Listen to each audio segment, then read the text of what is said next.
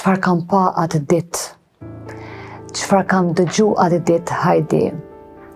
Nuk mund të them që kam qenë dhe jam personi i njëjtë kur kam dalë nga ai takim.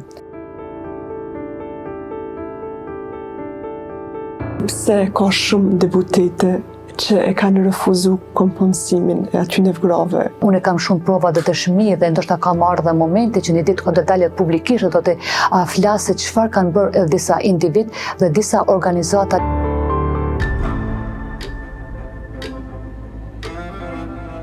A ka pas në moment gjatë qasaj periudhës ku ke dashur me jep dorëheqje? Po, është shumë e vërtet. Kam pas edhe kërcënime. Kur menoj njëri hajte bën, nëse ka për interesa PR ose për me dalë media, e bën një herë, dy herë, po 10 vjetë mu merë çdo ditë për këtë punë. Ti ke qenë me mu, me 2 vende. Te ke pa fizikisht. Por si moj Hajdi për turpin ton, si shoqëri e Kosovës. Kur ne kam pa ftyrat e gjymtune, kur ne kam pa trupin e gjymtum. A e kishe pranu prap një mandat prezidencial? Hajdi,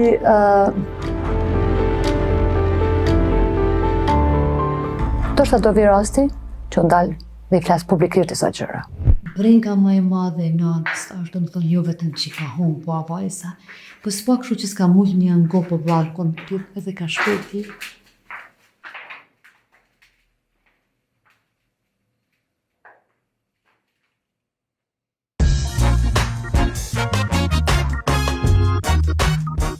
Mirë se vini tek Biseda Podcast. Për këtë episod e kam kënaqësinë me shpërnda me prezidentin ton Atifete Jahjaga. Atifete, mirëdita. Mirëdita, Hajdi, faleminderit shumë që je këtu. Kënaqësi që të mirëpres në muzeun e parë në Kosovë, në rajon, po të nivelit të tillë, kisha thënë lirisht edhe në botë, Muzeu në Qast, që është dedikuar të mbijetuar të dhunës seksuale gjatë luftës. Që faleminderit shumë që ke ardhur këtej. Shumë faleminderit që më ke hapur dyert e Muzeut Qast. Atifete është një projekt historik që e ke bërë për shqiptar, sidomos për gjeneratat e reja. Sa u ka në vështirë edhe delikate mi gjetë këtë faktët, Atifete? Hajdi, nuk ka qenë e vështirë, edhe nuk është e vështirë, sepse nuk duhet me harru që ne kemi vetëm 25 vite, tani 26 vite, që kemi dalë për një luftët të mërshme, që kalon pasuja të mëdha për krejt vendin, por sidomos për këtë kategori që ka qenë më e prekura gjatë luftës, që në një farë forme ne edhe si shoqëri, por edhe në si institucion nuk e kemi pasur atë përkujdesin e duhur institucional dhe shoqëror. Dhe dëshmit kanë qenë rreth neve gjatë gjithë kohës. Dhe mund ka ardhur shumë mirë që nga momenti i parë kur neve kemi lancu këtë idenë para disa viteve që do ta themelojmë, që do të vendoset muzeu që tash është i titulluar si Muzeu Qast, ju vetë e tha, domethënë që ka të bëjë me historinë e Kosovës, ka të bëjë me historinë e sakrificës së qindra mirave të mbijeturave të dhunës seksuale gjatë luftës. Ka të bëjë për atë memorien tonë kolektive, ju e përmendet me shumë vend, ka të bëjë me gjeneratën e re, sepse tani më vetëm kemi kaluar mbi 25 vite dhe tani më edhe ata që kanë lindur pas luftës kanë filluar edhe të mos e dinë se çfarë ka ndodhur me neve gjatë periudhës së rezistencës civile, gjatë periudhës së luftës. Dhe qëllimi ynë kryesor ka qenë që të bëjmë një muze të tillë që t'i lejojmë vendet, që t'i lejojmë, unë shpesh për reformë se kjo është shtëpia e të gjithë të mbijeturave të dhunës seksuale gjatë luftës. Dhe kjo me të vërtet është shtëpia e të gjithë të mbijeturave të dhunës seksuale gjatë luftës dhe veçoria e këtij muzeu është që është muzej në vete, sepse në vendet e tjera të botës, edhe në ato vende kur dhunimi është përdorur si mjet luftës, është pjesë e muzeve të paqes apo muzeve të luftës apo të muzeve të formave të tjera. Por është rasti i vetëm që është muzej në vete. Dhe unë kam dashur që të vendos fokusin kryesor, sepse nuk dua të keq kuptohem që edhe po të ishte pjesë e muzejit muzeve dhe të tjera nuk do të kishte pasur fokusin. Por i tillë e ka fokusin dhe ka vëmendjen më të madhe dhe jam befasuar në aspektin pozitiv që me qindra mijëra vizitorë kemi që nga data 27 nëntor kur dhe është hapur zyrtarisht.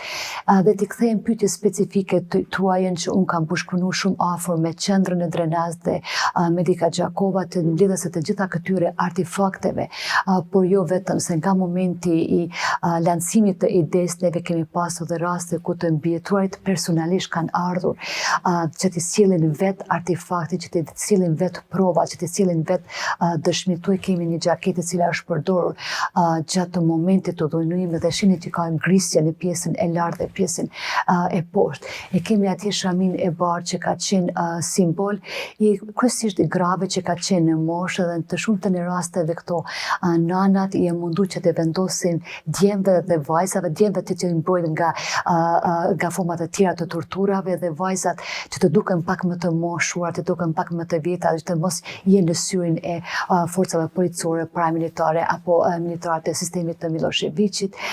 Kemi kapela, kemi shalla të ndryshme dhe kemi artefakte të shumta të cilat edhe sepse hapësira është shumë e vogël jemi mundu që të mos e ngarkojmë me shumë gjëra sepse ko pas kohë dhe këto artefakte do të ndrohen, do të sillen artefakte të tjera dhe këtu pas teje e kemi një artefakt dhe është veshja e një vajze hajde që nuk kam qenë në Kosovë në atë moment kur nana e saj i ka sjell, kam qenë në Afrikën e Jugut dhe ka qenë andesës ka bëj dikon 2 javë apo 3 javë para hapjes muzeut dhe në atë moment kur ka bë telefon zyra e fondacionit që kemi një rast goxha të ndjeshëm ku nana i ka sjell veshjet e vajzës së saj që ka qenë vetëm 7 vjeçe kur ajo është dhënuar, nuk fatkeqësisht nuk ka mund të mbijetoj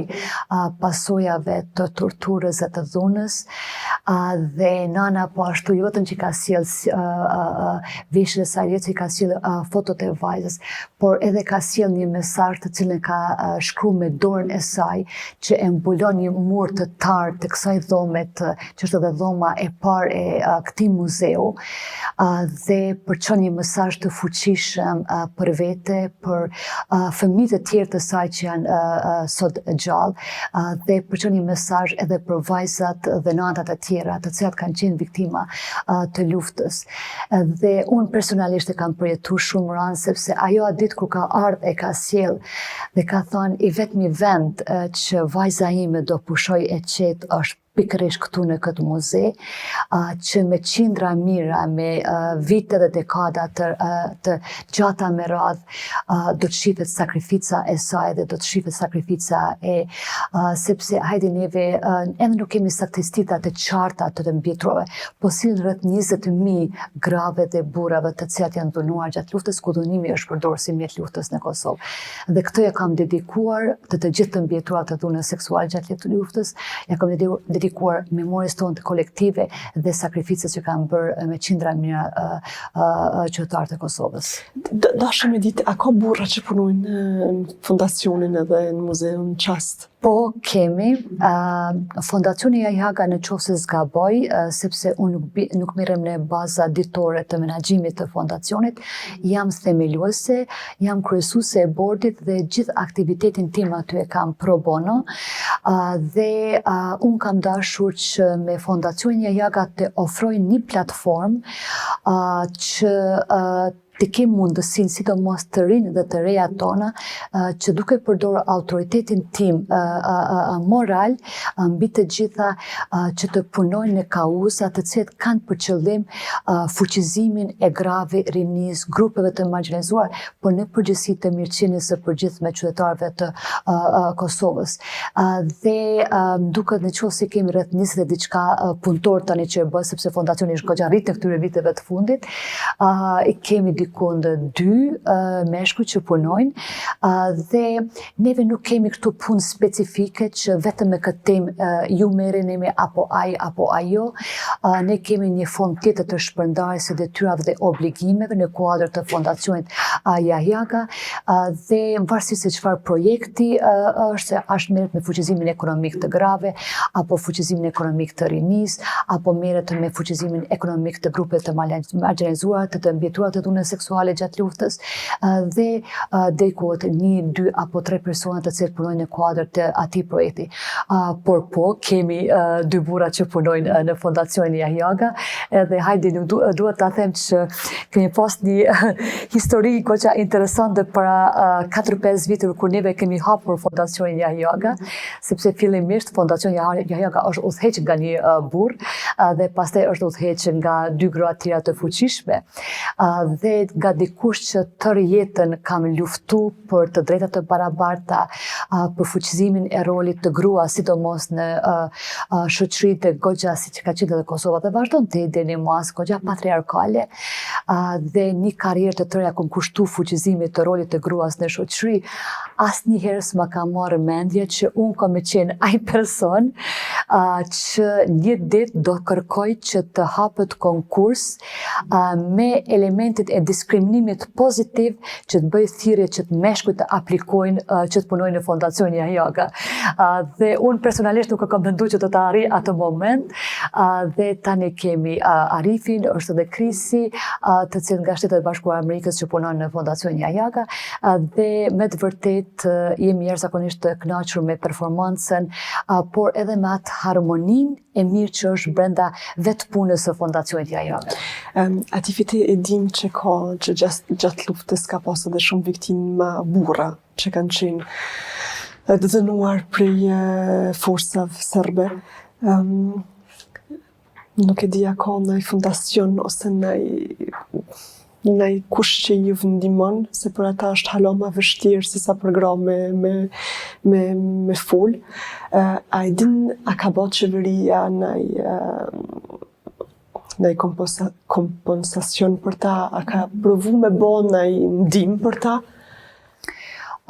Ligji pas amandamentimit të ligjit për vlerat e luftës, pas themelimit të Këshillit Kombëtar për të mbijetuar të dhunës seksuale gjatë luftës, që unë e kam themeluar pas zgjedhjes time si presidente me dekret presidencial që është ndër rastet e vetme në botë, sidomos për këtë natyrë dhe për këtë dukuri, që themelohet një këshill kombëtar i udhëhequr nga i pari i vendit, nga presidenti i vendit ku unë kam ofru një platformë apo një tavolinë të vendimmarrjes ku kam sjellë të gjithë vendimmarrësit e tjerë të asaj kohe në Kosovë dhe hapi i parë në atë kohë ka qenë i themelimit i iniciimit të ndryshimit të ligjit mbi vlerat e luftës dhe njohjen e statusit ligjor të mbijetuarve të dhunës seksuale gjatë luftës si viktima civile të luftës.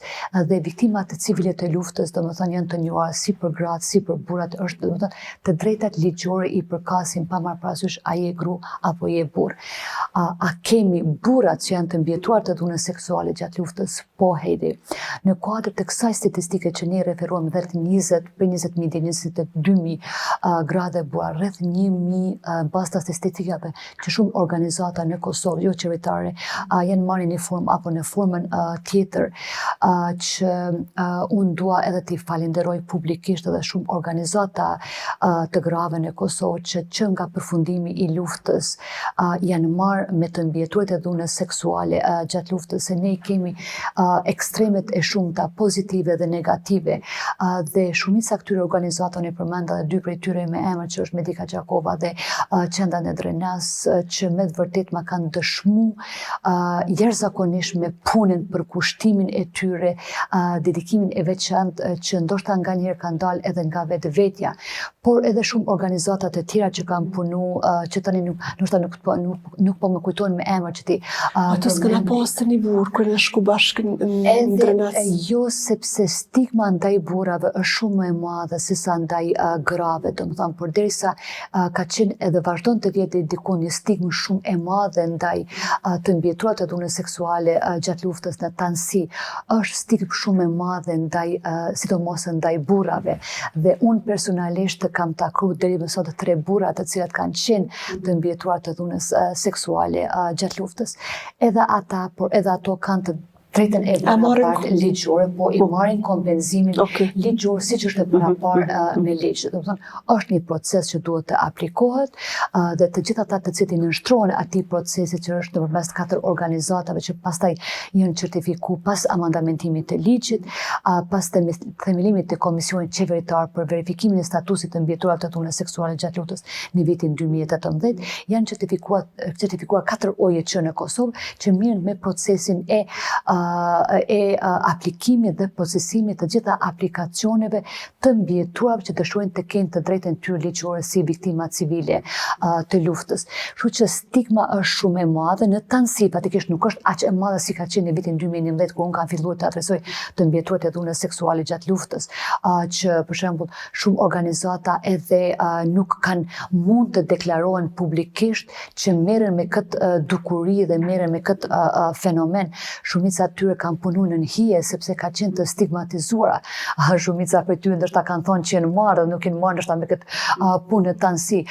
Shumica e tyre domethënë ju mundu edhe disa procese të ndalin, domethënë që një anë janë deklaruar pozitivisht që merren me këtë çështje, por në anën tjetër unë kam shumë prova dhe dëshmi dhe ndoshta ka marrë dhe momente që një ditë do të dalet publikisht do të flasë çfarë kanë bërë disa individ dhe disa organizata që të ndalin edhe shumë procese të mëdha ndërkombëtare që unë edhe si institucion, por edhe pas përfundimit të mandatit, ka marrë si iniciativë edhe individuale, por edhe institucionale që kanë të bëjnë me statusit të mbjetruar të dhunës seksuale gjatë luftës.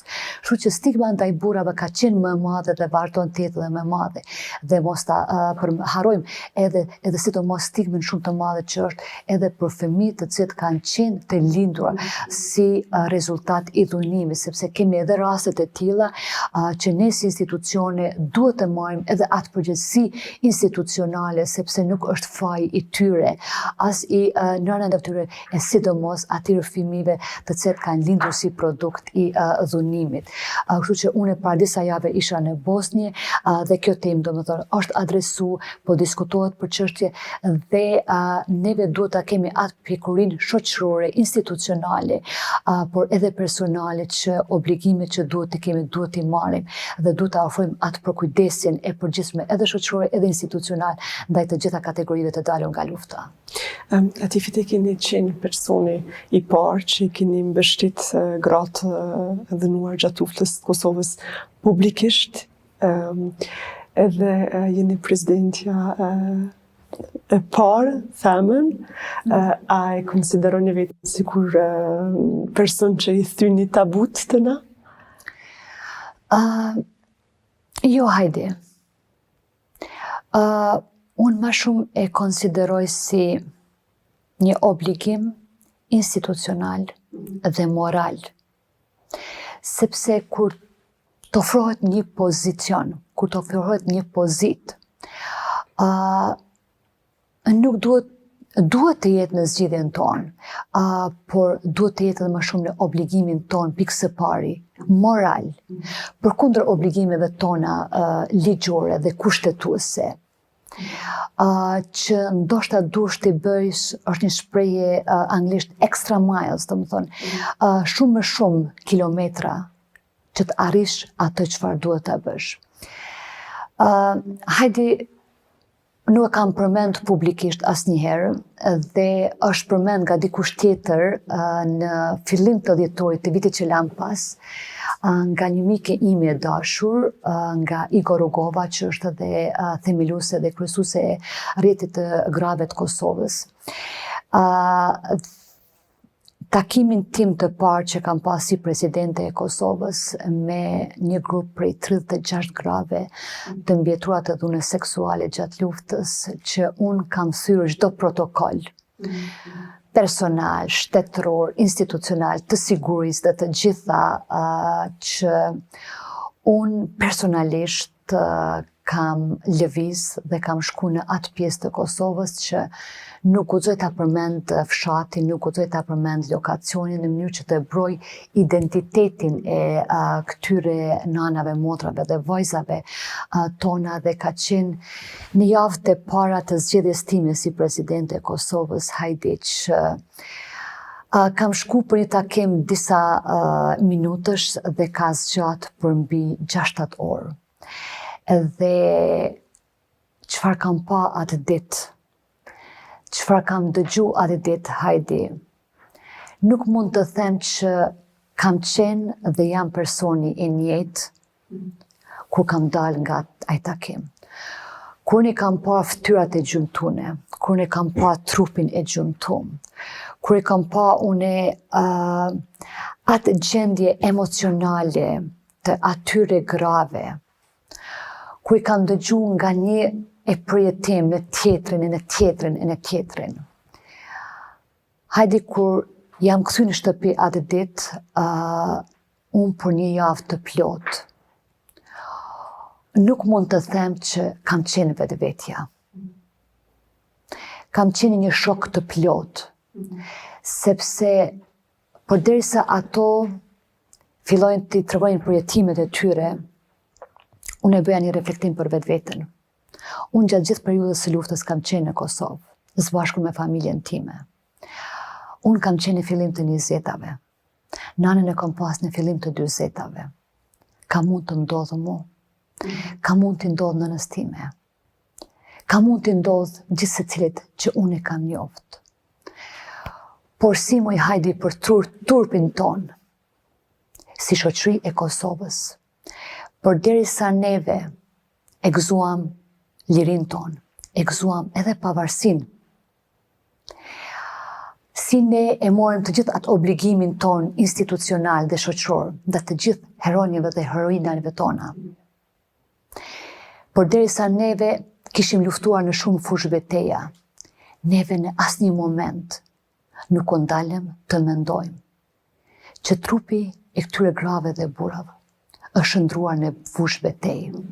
Për lufta për to s'kam Që kur. dhunimi është përdor si mjet lufte. Si për turpin ton, ne nga përfundimi i luftës drejtuam gishin ndaj të mbijetuarave, duke thënë që është faji yt. Ti e ke kërkuar atë. Duke mos e tuar asnjëherë gishtin ndaj kryesve të këtyre veprave dhe krimeve makabre. Si neve ndërtuam shumë përmendore, i përqafum shumë vlerat e tjera të luftës, si neve nuk e përqafuam asnjëherë të mbijetuarit e dhunës seksuale gjatë luftës. Por neve ato i kemi shtrydh, neve ata dhe ato i kemi sforcuar që asnjëherë mos të flasim publikisht, as brenda familjes, për atë çfarë kemi ndodhur, ju ka ndodhur. Si neve i detyruam ato në martesat të sforcuara, i detyruam që në divorce të sforcuara. E kena harru 20 vjet ati fete, a mund është më tregu të lutëm, pse qeveria, pse shteti unë i ka harru 20 vite?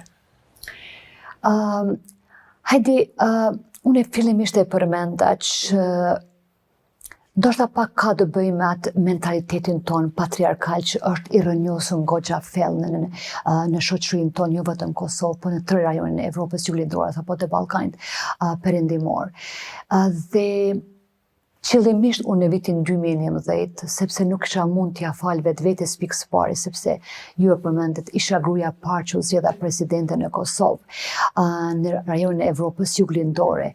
Në atë kohë me moshë, unë kam qenë vetëm 35 vjeçe kur jam zgjedhur si presidente e Kosovës. Plus u kom një krizë Shumë e keqe në politikë Ka tonë. qenë krizë goxha thellë politike ku ne brenda një viti urzuan 2 president për shkak të shkeljes së kushtetutës, ku gjykata kushtetuese hodhi poshtë, pastaj brenda një viti ne kaluam 2 raunde të zgjedhjeve parlamentare me raporte goxha negative edhe të monitoruesve ndërkombëtar deri në atë nivel të fabrikimit të votës së vjedhur të sovranit, të qytetarëve tanë, dhe ka qenë një moment goxha delikat që unë nga njerë ku kanë fillu, domethënë nga një krizë në krizën tjetër dhe shpesh thotë atë, a kanë fundë more këto kriza të këtij vend tonë, a kemi një moment që kur ne do të ulemi qetë dhe do mendojmë pak më afatgjat për vendin tonë.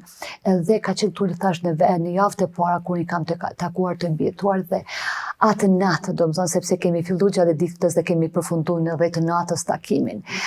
Dhe unë ja kam dhënë një premtim të këtyre grave dhe atë premtim kam vazhduar ta mbaj dhe vazhdoj që ta mbaj, që unë jo vetëm gjatë mandatit tim si presidente në atë kohë, por edhe pas përfundimit të mandatit, Që 10 vjet. nuk do të lë gur pa rrotulluar, derisa zëri i gjithë secilit të mbijetuar, jo vetëm në Kosovë, jo vetëm në rajon, por edhe në nivelin global, duhet të shkojnë në vendin e dur. Dhe unë këtë hajde kam marrë më shumë si një mision timin personal. Nuk e bëj vetëm sa për ta bërë, nuk e bëj për PR. Ju ke qenë dëshmitar në disa takime që unë i kam pas individualisht, që nuk ka ditë në javë apo gjatë muajit që unë nuk e kam 10 takime me të mbijetuar këtu në zyre në presidencë, që s'marr veturën të shkoj diku në fshatra, në zonat rurale, që të ulen të diskutojnë me të mbijetuarat, thjesht që të vendos veshin tim dhe të jem me to, sepse e kam përmend disa herë edhe publikisht që sidomos kur unë jam gjykuar në atë kohë, edhe pse edhe nga institucionet që populli nuk është i gatshëm presidente, neve nuk të kishim këshilluar që të hapni këtë temë, sepse neve kemi mbyllur pas përfundimit të luftës, dhe nuk ju kishim sugjeruar që ta bëni këta, dhe unë kam shku kundër këtyre këshillave, hajdi, dhe më shumë e kam dëgjuar vetëm dhe më shumë e kam dëgjuar zërin e këtyre të mbijetuar dhe mesazhin e këtyre të mbijetuar, që ato kanë kërkuar një vesh të ndëgjoj kërkesat e tyre, një zë që të flas për në emrin e tyre, dhe aty kam themeluar Këshillin Kombëtar, aty kam hapur platformë institucionale, dhe po, fillimisht ka pas rezistencë, por më vonë, të gjitha ato zëra që në mundu që të dekurajojnë që populli nuk është i gatshëm, është vërtetuar e kundërta, që populli hajde gjithmonë kishte qenë i gatshëm. Por çfarë kishte munguar dhe ka munguar, gjithmonë ka munguar leadershipi që të ofrojë një platformë që kjo duhet të jetë prioritet institucional dhe shoqëror për hir të mbijetuarve të dhunës seksuale gjatë luftës.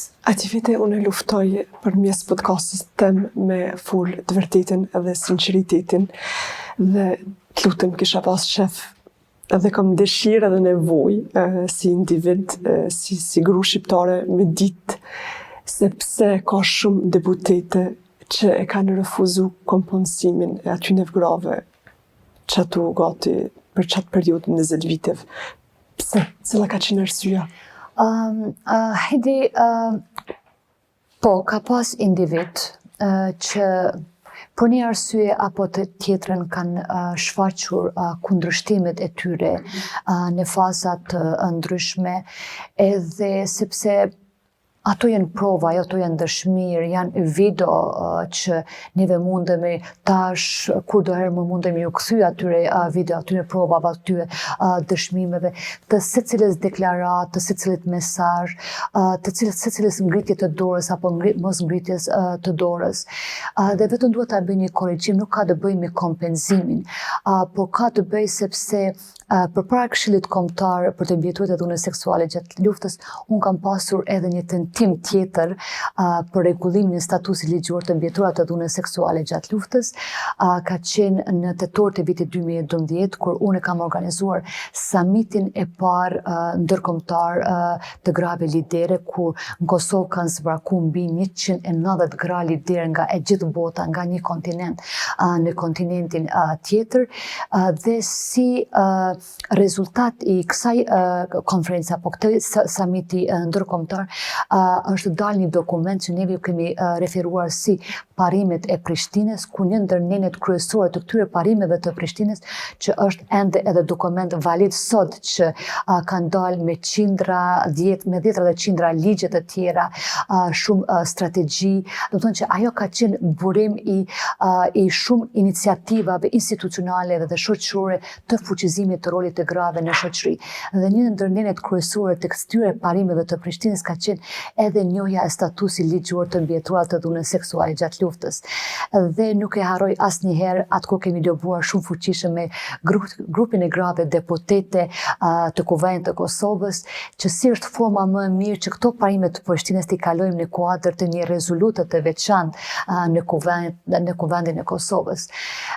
Dhe kur këto parime kanë shku të debatohen për votim të më të tjeshëm për rezolutën, të kalojnë si rezolutë e Kuvendit të Kosovës, hajde unë nuk e kam prit një nivel të debatit të tillë, të refuzimit të tillë, të zgjedhësve të popullit ton, që nuk dua t'i përmend me emër, por unë si Atifete jam befasu si grua e kësaj shoqërie, negativisht dhe se deri në çfarë niveli mund të vije debati, që aty është edhe debatuar dhe është diskutuar që 15 vitin e atë kohë, nëse s'gaboj pas përfundimit të luftës, ka pas edhe sugjerime që këto gra duhet të nënshkrohen edhe ekzaminimit ginekologjik.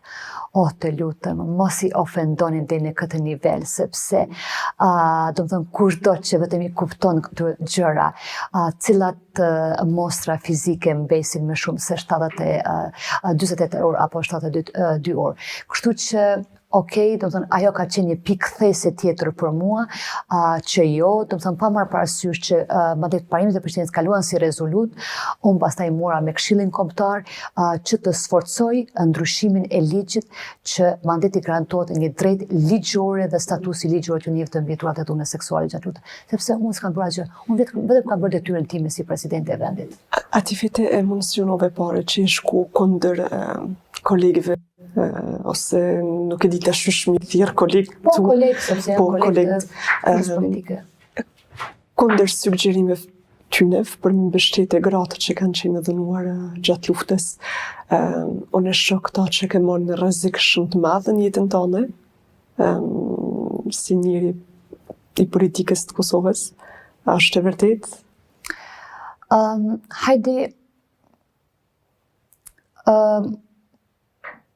në qoftë si referohet si rrezik, sepse gjithë secili për neve, çfarëdo vendimi që merr, është i vetëdijshëm edhe duhet të jetë i vetëdijshëm për pasojat pozitive dhe pasojat negative. Dhe unë për çfarëdo vendimi njëtë që kam marrë, gjithmonë kam qenë e vetëdijshme për pasojat pozitive dhe për pasojat negative. Por në qoftë se e mira përgjithshme ka qenë shumë më e peshuar në atë vlerësimin tim, se sa ai rreziku për mua personalisht, se po është shumë e vërtet. Kam pas edhe kërcënime, kam pas edhe forma të tjera të dekurajimeve të tjera, do të thonë që Nga kolegët. absolutisht që po. Absolutisht që po. Por unë e kam vlerësuar që është më rëndësishme e mira përgjithshme dhe statusi i këtyre grave dhe burrave, sesa disa etiketime, apo disa cilësime të tjera, apo disa fushata kundër meje, që kanë qenë të parreshtura, do të thonë, gjatë gjithë mandatit tim si presidente, do të thonë, unë jam fokusu jo te kjo pjesa negative. Unë gjithë energjin mundon ta fokusoj tek e mira përgjithshme dhe rezultati i përgjithshëm që u përmirëson jetën një kategorive të caktuar. Kështu që nuk kam qenë unë e pyetje, dhe nuk jam unë e pyetje. Janë ato dhe ata. Atifete mandatin prezidenciale ke pas prej prillit 2011 deri në prillin 2016, e ke përfundu komplet. A ka pas në një moment gjatë qasaj periudhës ku ke dashur me jep dorëheqje? Hajde ka pas shumë momente, së ne përmenda dhe më herët, që shpesh i bëjsha pyetje vetës dhe ekipit tim, a kanë fund krizat nga një krizë në tjetrën, po absolutisht ka pas dhe momente shumë të mira. Nga natyra nuk jam natyrë që dorëzohem let, që kthehem mbrapa let, kur unë filloj diçka, unë jam asi natyre që duhet ta çoj deri në fund, pa marrë parasysh pasojat pozitive apo negative. Por ka pas të panumërta asi momente që unë i kam bërë vetes pyetje, por edhe ekipit tim, që aja vlen. Gjithë ky përkushtim, gjithë kjo energji dhe gjitha këto procese të cilat në qoftë se ndalem dhe i shohim, statistikat janë shumë të qarta dhe flasin shumë hapur nga 2011 deri në vitin 2016. Sepse unë e përmenda edhe më herët Hajdi që unë çdo detyrë kur e marr, unë e marr si mision jetësor. Që unë e kam pas edhe kushtetutën, e kam pas edhe ligjin. Por ndoshta mbi 70-80% të detyrave, proceseve, iniciativa që kam marrë, nuk kanë qenë përgjegjësi e presidentit të vendit. Por unë e kam pa nevojshme dhe të domosdoshme në atë periudhë kohore që janë me rëndësi për vendin dhe qytetarët e vendit.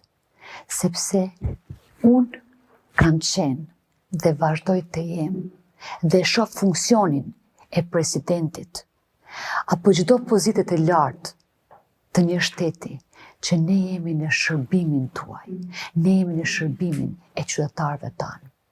Dhe unë e kam pas fokusin kryesor, sepse ju e përmendet vetë, ke fillu në krizë, në një moment shumë delikat për Kosovën, vetëm 3 vite pas shpalljes së pavarësisë së vendit, nga një proces në tjetër, unë e kam pas më rëndësi që unë të hap Kosovën në rajon, të hap në nivelin ndërkombëtar, që të ndërtoj aleanca që shkojnë përtej emrave të përvetshëm, si ATF-ti apo marrë parasysh, po që të ndërtoj partneritete dhe alianca për Kosovën që zgjasin përtej mandatit 2011 në vitin 2016. Kemi qenë në valën më të madhe të njohjes të antarësimit të Kosovës në organizatat rajonale dhe ndërkombëtare, të tërheqjes së investimeve, të përmirësimit të jetës së qytetarëve, përmirësimit të shëndetit të tyre, që avancimit të nivelit të arsimimit të shkollimit. Kanë qenë procese që unë i kam pas shumë për zemër, sepse unë kam jetuar gjithë jetën në Kosovë dhe unë kam ardhur nga disa nivele të tjera dhe unë i kam prekur të gjitha ato nevojat të qytetarëve dhe unë si presidente e kam pas në obligimin tim pikë së pari moral, pastaj institucional, kushtetues dhe ligjor që të jap maksimumin tim në shërbim të qytetarëve dhe vendit tim. A kam bërë gabime unë? Pa tjetër që kam bërë, të më thonë. Në qoftë se kisha kthy kohën mbrapa, a do kisha ndryshuar disa gjëra? Pa tjetër që do kisha ndryshuar disa gjëra. Por unë jam mundu që dhe bëj maksimumin me dijen dhe kapacitetin tim dhe një ekipi shumë të vogël të këshilltarëve, se unë kam pas vetëm 7 këshilltarë të se kam punuar si një ekipi më i vogël ndonjëherë institucional në Kosovë. Por unë jam përjetësisht falenderues për gjithë secilit prej tyre që kanë dhënë maksimumin që të më këshillojnë mua që t'i shërbejmë vendit tonë.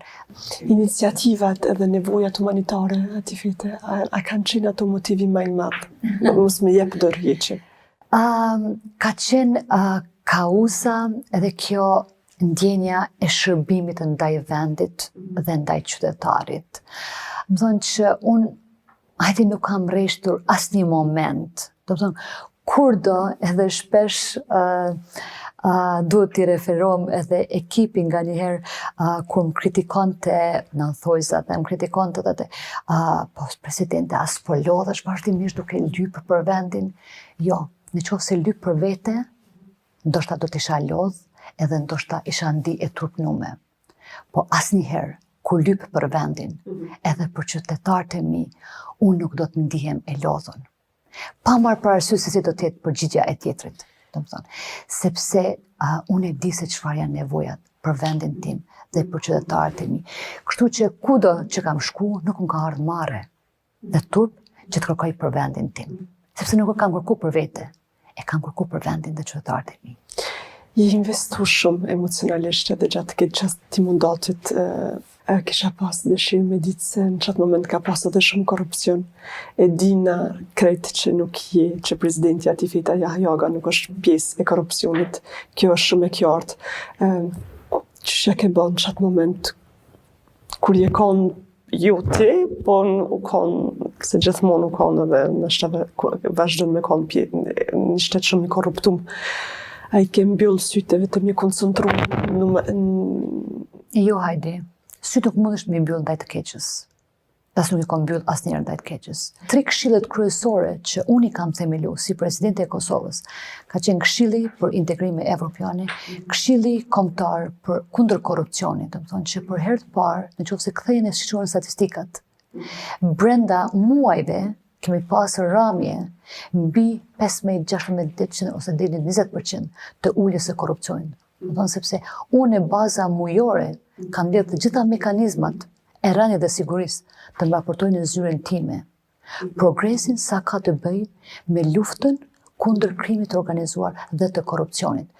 Po hajde, unë nuk du që kanë herë të neve të përdorin për arsyet e tjera këta, sepse korrupcion ka edhe në demokracitë më të avancuara të botës. Nuk është zbulu në Kosovë. Jo, absolutisht jo. Kështu jemi në Kosovë. Unë i kam marrë të gjitha ato veprimet e mia institucionale, ligjore dhe kushtetuese që të adresoj brenda vendit dhe t'i përmbush obligimet e mia dhe t'i mbaj llogaridhënës institucionet e tjera të vendit për adresimin dhe atakimin e dukurive negative në Kosovë, siç në atë kohë që ka qenë dhe vazhdojnë niveli i korrupsionit, krimit të organizuar, nepotizm, klientizm dhe veprave të tjera. Por në anën tjetër, unë jam mundu gjithmonë ta gjej atë më pozitiven dhe unë sidomos kur kam dalë jashtë, unë e kam pas gojën plot argumente pozitive për avancimin e proceseve në Kosovë, për shtyrjen e shumë iniciativave, për përmbushjen e të gjitha kushtet që në atë kohë kemi qenë në procesin stabilizim asociimit për hapjen e parë të procesit të integrimeve evropiane. Dhe do të thonë, unë jam munduar gjithmonë që, sidomos kur kam dalë jashtë Kosovës, që t'i plasoj vetëm ato mesazhet pozitive dhe t'i largoj ato rreth e zeza prej Kosovës dhe të vendos gjithmonë një dritë tjetër, do të thonë që sepse ajo ka qenë çfarë jemi, do të thonë dukuritë negative ka qenë përqendja e vogël, kurse proceset e mëdha, proceset pozitive të arritura është përqindja më e madhe. Dhe është pikërisht ai lider sa dëshiron ta investojë energjinë e tij apo të saj, të flet për dukuritë negative, apo t'i adresoj dukuritë negative dhe t'i zgjidh dukuritë negative dhe të adresoj të flet për të arritura dhe për proceset pozitive. Kështu që unë jam munduar që gjithmonë t'ia ndërtoj PR-in Kosovës, sidomos i jashtë, do të thonë, okay, i kemi problemet tona, por edhe kemi gatishmërinë dhe vullnetin institucional që t'i adresojmë ato, që t'i zgjidhem ato, por unë të flas negativisht për vendin tim, jashtë, absolutisht që jo. Unë jam munduar gjithmonë që të flas atë më të mirën, sepse kemi shumë vlera të mira, që mi kam pasuru çdo fjalim, çdo diskutim me partnerët tanë, në rajon apo në nivelin ndërkombëtar. Sepse krenaria më e madhe, kam thënë dhe vazhdoj ta them, e Kosovës janë gratë, djemë dhe vajzat e Kosovës. 61% i këtyre djemve dhe vajzave të reja të Kosovës, që ata janë shpresa më e madhe, ka qenë shpresa më e madhe dhe vazhdojnë të jenë shpresa ime më e madhe për këtë vend. A i kishe pranu prap një mandat kandidat prezidencial. Hajdi, unë e thash edhe më herët, unë ka qenë dhe vazhdoj të jem në shërbim të vendit dhe popullit të Kosovës.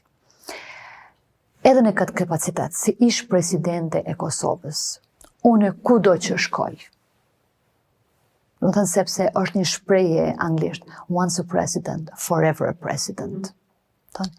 Deshtes ti mbeshesh me atë obligim të përjetshëm, institucional dhe shoqëror, që unë vazhdoj që të shty përpara agjendën e vendit tim, institucioneve të vendit tonë dhe të qytetarëve tanë. Unë kam qenë dhe vazhdoj të jem shërbyes i popullit tonë dhe qytetarëve tanë. Dhe ka qenë nderi im më i madhi që t'i shërbej vendit tim dhe popullit tim nga 2011 deri në vitin 2016. E bukur është se vazhdon që 10 vjet tash gjithmonë me nejt pranë grave që kanë qenë dënuar seksualisht gjatë luftës së Kosovës.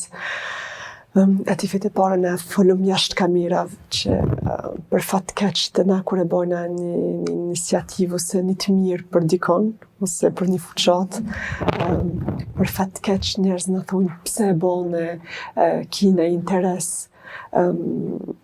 Kur menoj njëri hajtë e bon, nëse ka për interesa PR ose për me dalë media e bon një herë, 2 herë, po 10 vjetë mu merë çdo ditë për këtë punë, me këtë punë nuk është e mundshme me bë jashtë e bën me vërtet me zemër, edhe kjo është shumë e qartë. A është tash krejt karriera, më në me thonë karriera shqip, që tash është pjesë e të ardhmës tone? Hajdi, pjesa e ardhmës time ka edhe mbi 10 e 100 iniciativa të tjera që unë i kam pas edhe do i kem për Kosovën, për qytetarët e vendit tanë.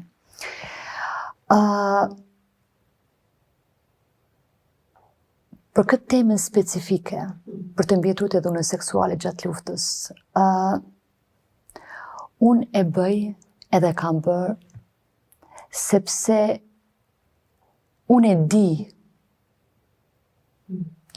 shumë mirë çfarë është të ulesh me orë të tëra, që të mundohesh të hysh pak a shumë në lëkurën e një nane, një vajze, një motrë tonë. Ti shofsh në sy dhe ti lexojsh drejt në sy, se çfarë ato me të vërtetin ndjenë thellë në zemër. Unë personalisht, në memoarët e mia, i kam mbi 8.000 gra që i kam taku në pjesë të ndryshme të Kosovës. Vetëm rreth 1.600 kanë aplikuar për statusin e tyre ligjor. Unë, hajdi as e kam bë, as nuk e bëj, që në fund të muajit të shoh se çka përfitoj nga ajo punë. Jo. Unë thash që aktivitetet mia këtu janë pro bono. Unë e kam bë dhe vazhdoj ta bëj sepse dua ta bëj. Besoj në atë gjë. Një premtim që ja u kam dhënë në vitin 2011. Nuk e shkel për vete, por nuk e shkel edhe për ato. Dhe kudo që të dëgjohet zëri im, unë do vazhdoj të jem zëri i tyre. Për asgjë, vetëm për ata dhe për ato. Kur është bërë instalacioni Mendo për mu, mendoj për ty faktikisht, me 12 qershor të vitit 2014, e kam përmbyll fjalimin tim me një thënie, që nuk ka të bëj, nuk jemi a ne dhe ata, ose ato, jemi ne dhe jemi një, sepse duhet të trajtohemi si një. Dhe unë se kam rëndësi, asgjë tjetër. Për mu janë më rëndësi ato. Ti ke qenë me mu, me 2 jetë binde. Te ke pa fizikisht, edhe personalisht. Nivelin e komunikimit, besimin dhe mirë besimin, që unë nuk e shkelme për asgjë në këtë botë. Atë veti nuk është më rëndësi në këtë moment. Janë ato. Dhe ato gjithmonë kanë qenë për mu prioritet dhe vazhdojnë të jenë si atë vete. Pa marrë parasysh detyrën që kam pas dhe kam për momentin. E kanë një kompensacion vetëm 230 euro mujore. A menon që qeveria, shteti mundën me bë, se nuk është një kompensacion shumë i vogël, jeta është shtrejtu. A mundet qeveria me...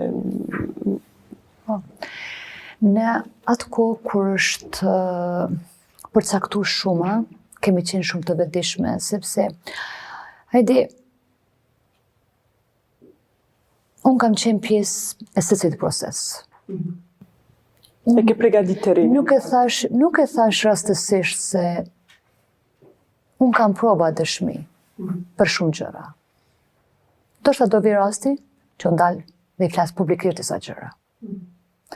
Po për hir të disa proceseve, unë ende nuk e vlerësoj që është momenti me dalë. Ndoshta edhe me bë me gisht ndaj individëve të caktuar.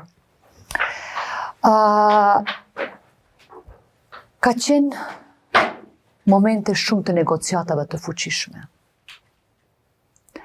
Edhe në atë kohë nuk kam qenë në Kosovë, kam qenë Shtetet e Bashkuara të Amerikës. Dhe kanë dalë disa organizatat e tjera, kanë bërë disa punë të tjera që është për të vlerësuar shumë. Edhe ka qenë kompromis i domosdoshëm në atë kohë që të përcaktohet ajo shumë, edhe pse është në minimumin e duhur, por momentumi ka qenë i tillë që është dashur të merret ai momentum, ose për ndryshe që në hupur edhe 2 vite apo 3 vite tjera. Po nuk kemi tu e ditë një çështje tjetër më rëndësishme, sepse shumë më rëndësishëm prej kompenzimit është edhe zgjatja e afatit, sepse tek ne është prapa afati për 5 vite, pastaj tash nëse s'ka bërë të shtyllë për 2-3 vitet e tjera. Dhe ky afat i aplikimit, ky afat i aplikimit duhet të jetë i përjetshëm. Po që shumë me kalluar shumë vitin e kaluar Medika Gjekov ka pas një konferencë të madhe dhe unë kam bërë edhe thirrje publike edhe ndaj institucioneve vendore që kjo e drejtë ligjore duhet ju përkas të rjetës. Nuk ka njeri në botë, e mos të themi një grua, hajde, ti e vetë grua, unë jam grua, që mundet të dalë publikisht, në thojza me krenari që thotë, unë jam e mbijetuar. Unë e di se çfarë është brenda zemrës së këtyre grave. Nga 22.000 numrin, që i referohemi si numër që të mbijeturave, unë them që vetëm 1.600 i është siguruar statusi i tyre ligjor. Ajo e drejtë duhet të jetë drejtë e secilës grua apo burr, që nëse edhe momentin e fundit, para se ata ta lejnë këtë botë, të jetë në zgjedhjen e tyre që dëshirojnë apo nuk dëshirojnë ta shfrytëzojnë atë drejtë të tyre. Po ajo e drejtë të tyre duhet të jetë garantuar përjetësisht. Atifete, faleminderit shumë që më ke hapë dyert e Muzeut Çast. Ka qenë një kënaqësi shumë e madhe për mua me shpërnda këtë bisedë që është shumë e rëndësishme për popullin tonë. Dhe faleminderit shumë. Je edhe ti heroina jonë, e jo vetëm këtu gra. Hedi, faleminderit shumë. Bashkë kënaqem në këtë bisedë përbashkët që kemi pas. Dua t'i referohem që pasuria më e madhe e këtij vendi ka qenë dhe vazhdon të jenë vajzat dhe djemtë e ri të vendit tonë që kudo që janë, po shkëlqejnë, po na zbardhin fytyrën, e me të vërtet u kënaqa në këtë intervistë dhe jo, unë nuk jam heroin. Unë vetëm po e përmbushi një detyrë që kam pas institucionale dhe një obligim moral dhe një premtim që kam dhënë këtyre nanave dhe motrave dhe vajzave tona. Asgjë më shumë. Faleminderit shumë. Thank you all. Shumë faleminderit.